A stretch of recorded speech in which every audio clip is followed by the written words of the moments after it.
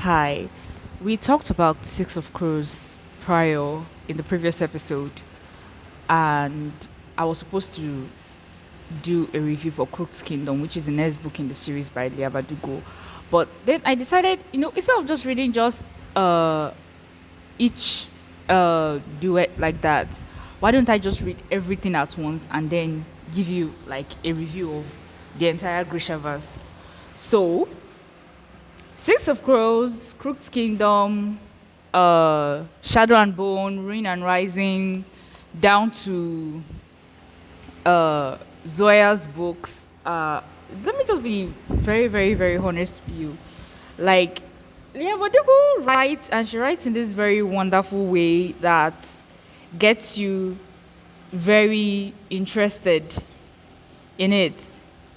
And one of the things I really, really noticed about Crook's Kingdom was her explaining how what was her like linking up the universes together. For instance, Ketadam, Crook's Kingdom, Six of Crows, and then we move to Rafka, East Rafka, West Rafka. We talk about here we meet what's that her name? Very annoying human being though. If you watch the series Shadow and Bone, she was really, really annoying. She was really, really annoying because I would say she didn't know what she wanted at first. But further down the line, she came to an understanding of herself because it's what happens when you discover you have powers and then you have no idea. The sun, you have no idea how to deal with it. She was a sun summoner. She had no idea all her life that she was actually a summoner. So Alina is her name, right? She had no idea she was a sun summoner, and she was just thrown into a world where she had to literally start using her gifts, and she couldn't.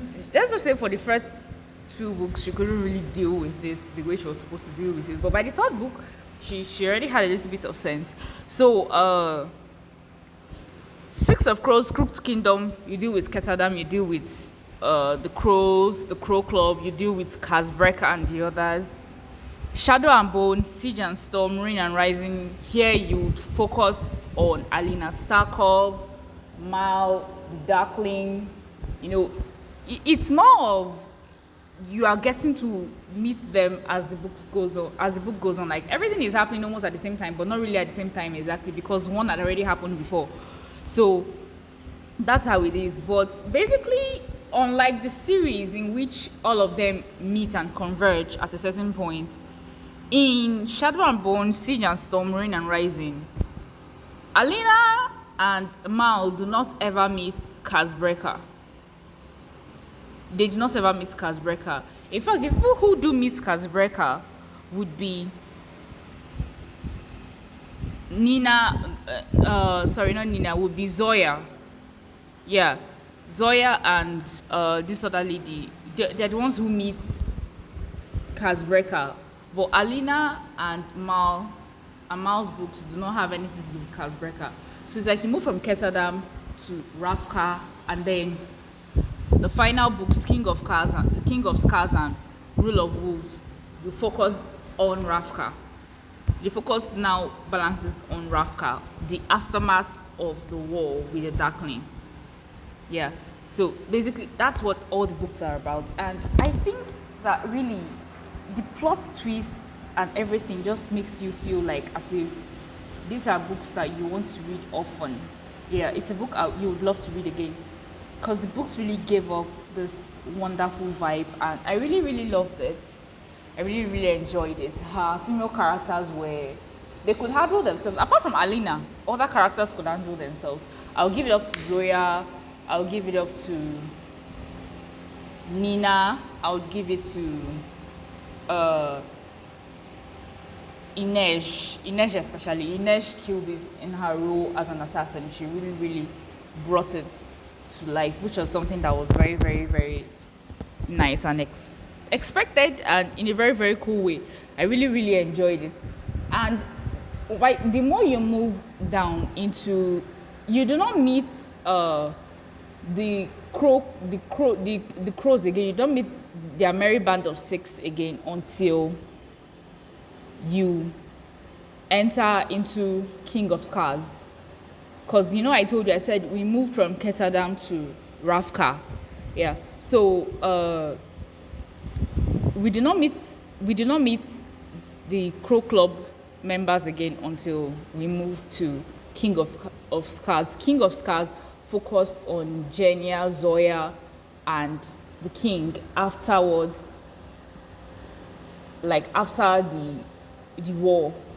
So that was basically it, and it focused on their story. So Alina was nowhere to be found. Okay, she did show up once.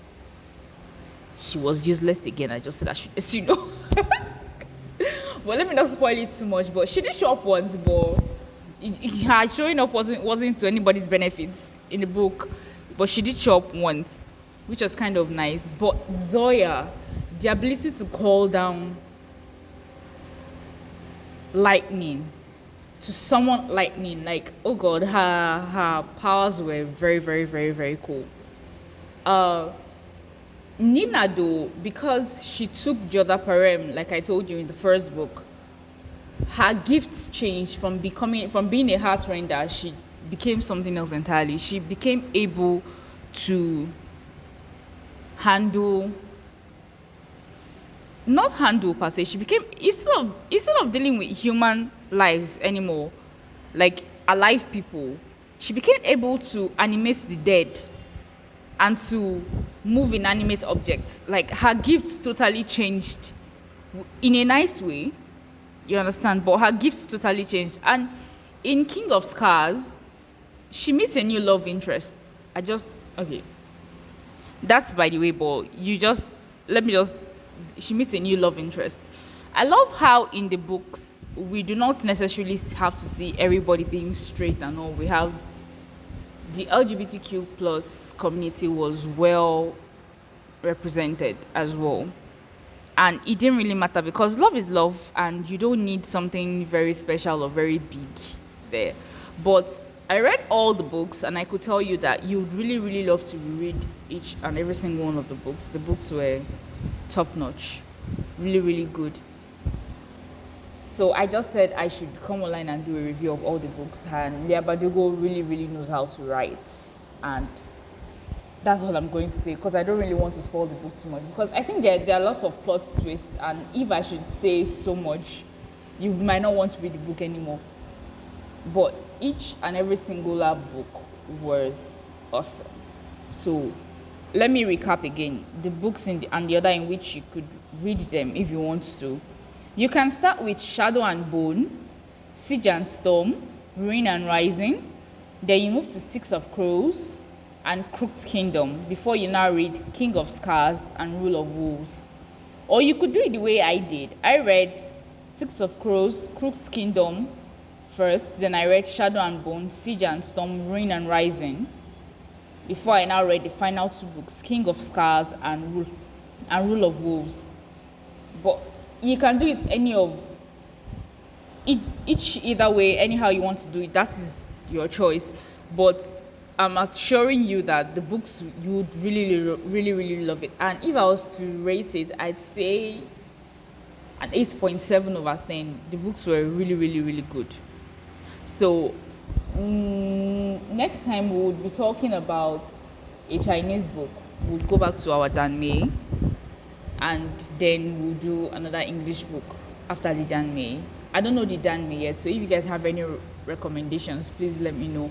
I'd love to do a straight novel, a straight Chinese historical novel. I'd love to do it. I don't know if this is possible, but send in your recommendations for Chinese novels, straight Chinese novels. I would really, really love to read one and then give a review on it. Till next time.